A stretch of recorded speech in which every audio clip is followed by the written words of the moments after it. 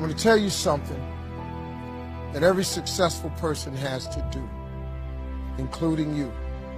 Believe it or not, every successful person in this world has jumped. I'm going to tell you what I mean by that. You are going to have to jump. You cannot just exist in this life. You have got to try to live. If you are waking up thinking that it's got to be more to your life than it is, man, believe that it is. Believe in your heart of hearts that it is. But to get to that life, you're going to have to jump. Now, I'll tell you why I call it jumping.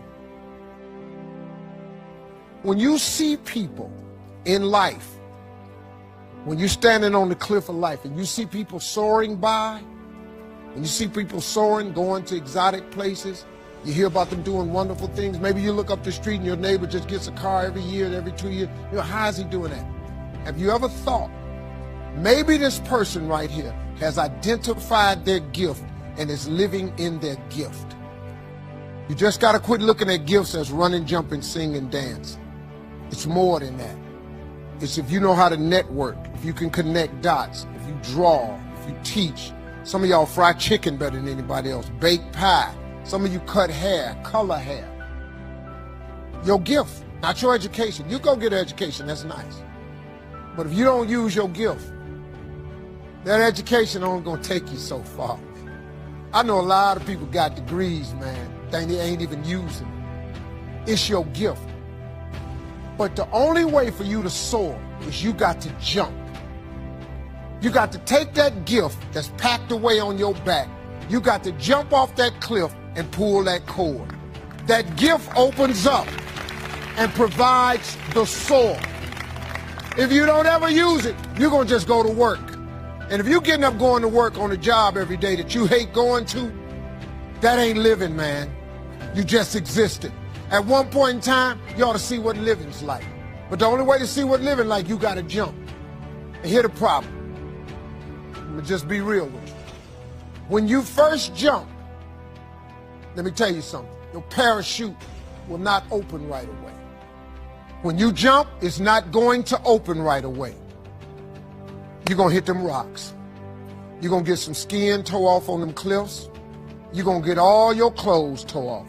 You're going to get some cuts on you. You're going to be bleeding pretty bad. But eventually, the parachute has to open. That ain't a theory, that's a promise. Here's another thing. You can play it safe and deal without the cuts and the tears. And you can stand on that cliff of life forever safe. But if you don't jump, I got another promise I can make you. Your parachute will never open. You'll never know. If I were you, I would jump. Because that's the only way to get to that abundant life. You got to jump, man. You got to take a chance. Now, when I get through talking, there are those of you who discuss this in the car. Well, I got bills. Whether you stay on the cliff or you jump, you're going to have bills. Well, if I quit my job, I'm going to ruin my credit. If you got a job, you live in check to check. Even if you got A1 credit, you can't buy nothing else no damn way. At one point in time, man, do yourself a favor. Before you leave this world, before you die, jump. Just jump one time. Just jump. Thank you very much. That's an abundant, and I'm showing you how abundant thinkers think. So if you want to me, you model successful people. When I was on the Oprah Winfrey Show, on one of the commercial breaks, she said, "So Lisa, how many coaches do you have?" She didn't ask me if I had a coach. She said, "How many coaches do you have?" I said, 2. On the next commercial break, what do you think I did? I asked her, "How many coaches do you have?" She said, 4. When I left the show, what do you think I did? Right? I hired 2 more coaches. So success leaves clues. I'm going to give you some of the clues. And people who are living an abundant life now, you guys just allow this to be a salve of confirmation. And then for everyone else who's moving in that direction and more so in that direction, these are the things that abundant thinking people do all day, every day. One, we create micro wins so we can get to macro wins. And we celebrate the micro wins. Far more celebrations in life. Number two, we fail, but we always fail forward. See, people are going to fail. Abundant thinkers, right, Ka? We fail forward. We fail and we ask the question, what lesson did I learn? And what will I do differently the next time? Bring it on. Bring it on. I'm okay. Some of my greatest lessons came wrapped in sandpaper.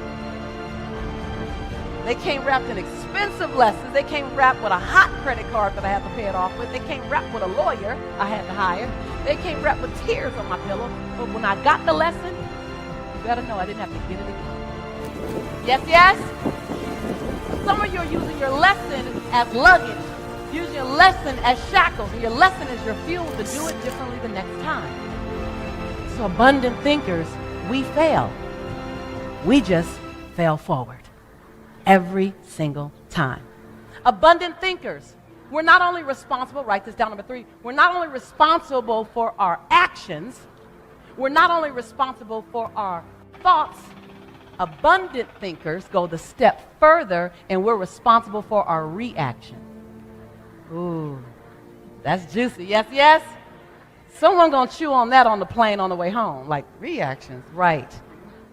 Abundant thinkers not only hold ourselves responsible for our thoughts, we hold ourselves responsible for our actions, we hold ourselves responsible for our reactions before we ever do it. It doesn't mean we react and then apologize. It means we never do those things we have to apologize for. Yes, yes? We don't blame it on that's how I've always been. That's old. Grow up. You're genius. You're brilliant. That's so 08. Right? Abundant thinkers. I'm just giving you some nuggets. There's a ton of other things. I'll share it with you another time. But I'm telling you, these are practices of abundant thinkers. Christy talked about affirmations. Abundant thinkers understand the power of I am. Anything after the word I am is true to your unconscious mind, Mike. Anything after I am, anything after I am, even if you know it's not true, your conscious mind will believe it. Anything after I am. So the use of affirmations is very intentional and very consistent. I was diagnosed as clinically depressed in 2001.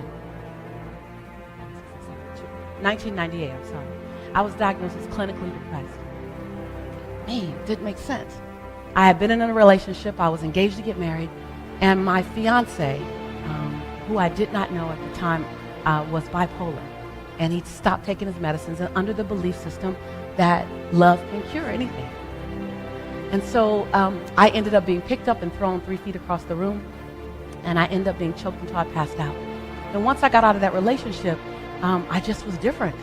It was different. So my mom insisted that I go to the doctor. I went to the doctor, and I sat on the table, and she checked me and talked to me and came back in with a prescription. And she said, Lisa, you're clinically depressed. And I felt like I heard Charlie Brown's parents talking like, wah, wah, wah, wah, wah.